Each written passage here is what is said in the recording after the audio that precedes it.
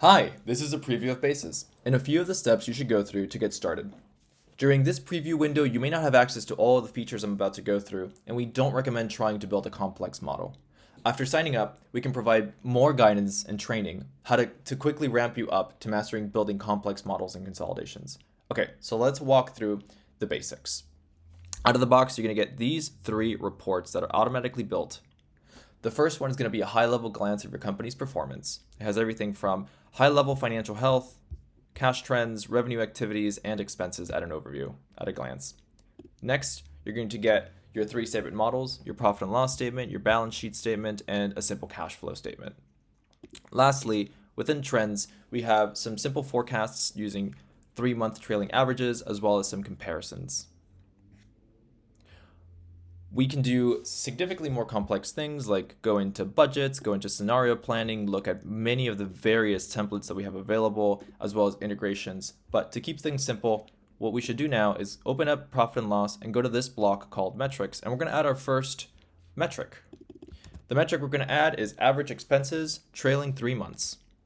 It's a duplicate of the one I already have here. Let's do it manually. First, let's add a new line item. I'm going to give it the same name we had before. And now I'm going to I double-clicked to open the formula bar. And what I want to do now is pull from Basis's repository of metrics to find total expenses. And I want the sum of the trailing 3 months of expenses. And then I'm going to divide by the period, which is 3 months. I hit enter. This calculates behind the scenes. I'm going to apply this metric going forward, and I also want to apply this metric historically. Perfect. This is done. I'm going to hit executive summary, and I'm going to create a new chart here at the bottom. It's going to be a chart. It's going to be a line chart. You can see how we've already started creating this chart here, and we have some options on the right. I'm going to call it burn trailing 3 months. I want it to be full size. I want to pull in the actuals as they stream in, and then I'm going to add the metric that we just created right there. Hit update, and there you go. We've now just created a chart for the metric that we previously added a formula to. Now, when someone else hits this report, I want to make sure they understand what they're seeing. So I'm going to give it a chart description. There you go. Now it's very clear that this person who views this chart is going to understand what it is they're looking at. Awesome. Let's go through one more flow. Let's look at very simple headcount planning.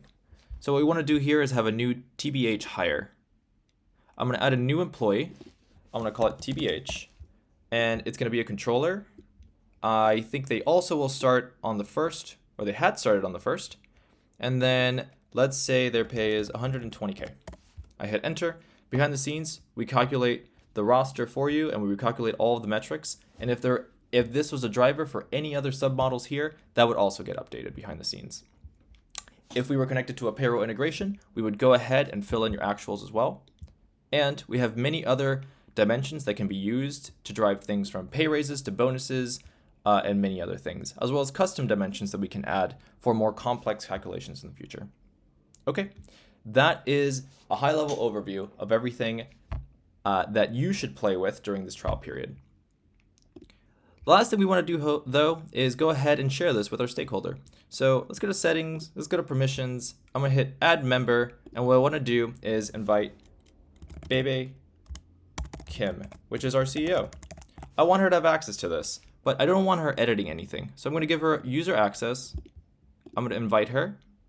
I'm going to find her here. She currently has access to no scenarios. I have many scenarios, but I just want to give her access to this one. And I'm going to invite her as a viewer. So she has full access to the scenario, but only as a viewer. There you go. When she logs in, she will see our P&L, financial trends, as well as the executive summary. I think this will be key for her. Thank you.